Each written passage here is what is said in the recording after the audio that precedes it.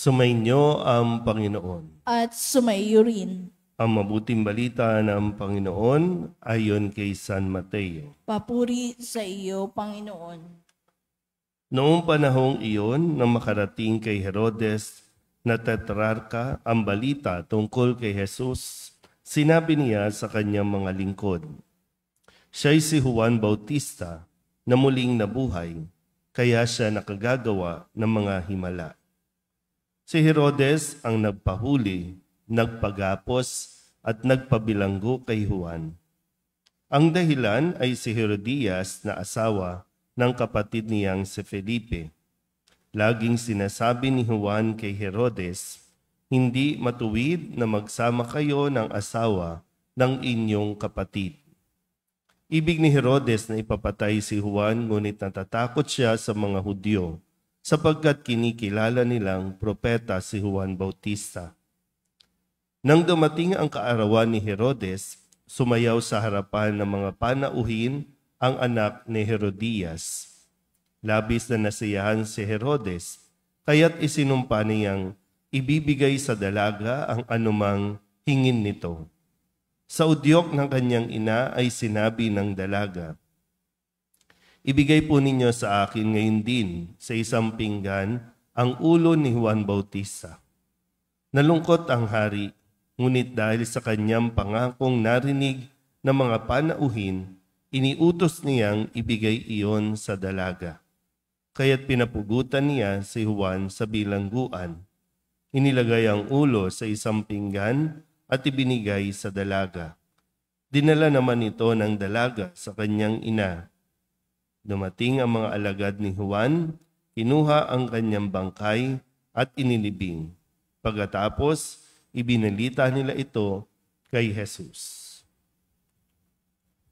Ang mabuting balita ng Panginoon. Pinupuri ka namin, Panginoong Jesucristo. Isang mapagpalang umaga po sa inyong lahat. Ngayon po ay Sabado ng 17 linggo sa karaniwang panahon.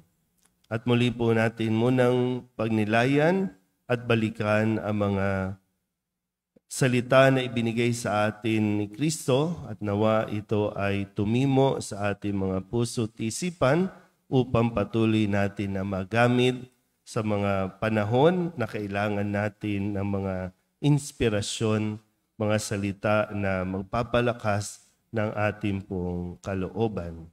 Nung Lunes, sa pagdiriwang natin ng kapistahan ng magkakapatid na si Marta, Maria at Lazaro, pinalalahanan din tayo kung paano ang kanilang pananalig kay Jesus na tungkol sa muling pagkabuhay. Kung kaya't yung pahayag po ni Marta, nawa ay maging pahayag din natin. Ang sabi ni Marta, nananalig ako sa iyo, kayo po ang anak ng Diyos, ang Mesiyas, na sinasabing paparito o inaasahang paparito sa sanlibutan.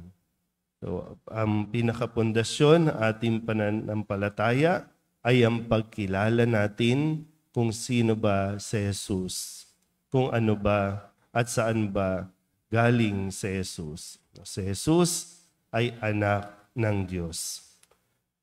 At nung Martes, ang sabi naman sa mga nananalig sa Panginoon at magdiliwanag na parang araw ang mga matuwid sa kaharian ng kanilang Ama. So magdadala sa atin doon sa langit ay ang atin din pagkilala at pananampalataya kay Jesus. Noong Miyerkules, pinaliwanag ulit sa atin ni Jesus kung paano mauunawaan ang paghahari ng Diyos.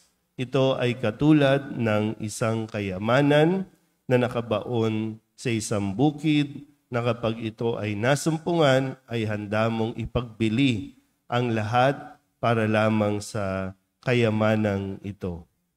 Ganun din naman, sinabi sa atin ni Jesus nung Huwebes na ang paghahari ng Diyos, pagdating ng araw, darating ang mga anghel at ihihiwalay ang mga makasalanan sa mga banal at ihahagis ang mga makasalanan sa maningas na pugon. no, yung paghahambing doon sa mabuti at masamang binhi. At kahapon, Biyernes, ang sabi sa atin ni Kristo kung saan naranasan din niya, no, ang hindi pagkilala sa Kanya ng mismong mga kababayan, at dahil hindi nila kinilala at hindi sumampalataya, hindi siya gumawa roon ng maraming kababalaghan. Hindi siya nakagawa, kundi hindi talaga siya gumawa ng maraming kababalaghan. Sayang, ayaw naman palang maniwala, ayaw naman palang manalig. So bakit natin ibibigay dun sa mga taong ayaw? So manap tayo doon sa mas magkakaroon ng purpose, magkakaroon ng silbi, no, at magagamit, no, yung tulong na ibibigay. At ngayon sa halimbawa na ipinakitang katapangan ni Juan Bautista, nawa yung pananalig natin, yung pagkilala natin kay Jesus ay magdala sa atin sa isang tunay na katapangan. At ang katapangan ay yung paninindigan mo at pagpapahayag ng katotohanan. Mismong itong si Herodes, no, tinuturing na hari, tetrarka, ay hindi nagdadalawang isip si Juan Bautista na sabihin sa kanya kung ano ang katotohanan. At ang sabi niya, hindi matuwid na magsama kayo ng asawa ng iyong kapatid.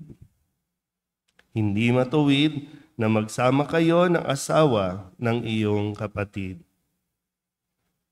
Yung katapangan ni Juan Bautista, no, nasabi ko nga kanina, si Herodes ang kanyang kaharap. Isang pinuno, may mataas na katungkulan, pero kanya pong hinaharap at sabi dito, paulit-ulit niyang sinasabihan si Juan Bautista. Kung kaya't si Herodes ang nagpakulong, ang nagpabilanggo, ang nagpaputol ng kanyang ulo at pinatay dahil sa kanya pong pagsasabi ng katotohanan. So nawa, sa pagkilala natin kay Kristo, matuto tayong manalig at yung pananalig natin ay magdala sa atin sa ating paninindigan. Kung ano ang katotohanan, hindi yan mababago. At hindi natin dapat baguhin na i-adjust natin depende sa kung sino ang kaharap natin. Mahirap man o mayaman ang katayuan sa lipunan, hindi mababago kung ano ang katotohanan na dapat nating ipinapahayag. Kung pagnanakaw, mahirap ka man o mayaman, maliit man o malaki ang ninanakaw, pagnanakaw pa rin yan. Ano man ang, kasi ngayon, no, ang issue natin lagi, nagkakaroon tayo ng mga label. Babae ka man o lalaki, o kung ano man ang preference na gusto mong itawag, ang katotohanan ay hindi mababago dahil lamang sa ating mga preferences na tinatawag. Hindi porket sasabihin natin na wala naman po kaming ginagawang masama, hindi naman po kami nang aagrabyado. Pero kung ang pagsasama ay hindi kasal, kasalanan pa rin yan. Kahit nasabihin na natin gumagawa kayo ng mabuti, hindi kayo nanlalamang, pero yung pagsasama, hindi pa rin yan tama. Naintindihan po ba? At hindi rin natin pwedeng sasabihin, matanda na po kami, kaya okay na po. Kahit matanda na, kung hindi pinagsisisihan ng mga kasalanan, ayaw magkumpisal, ganun pa rin. Baka doon pa rin tayo sa pugon, nagniningas na apoy mapupunta. So, sino man tayo, ano man ang katayuan natin, at lalong-lalo na, kung sino man ang nakakaharap natin, huwag tayong matakot, huwag nating i-adjust, kung ano ang katotohanan na dapat ipahayag, yun ang dapat nating sabihin. Kaya mahalaga po na mayroon tayong pagkilala kay Kristo at pananalig sa Kanya. Amen.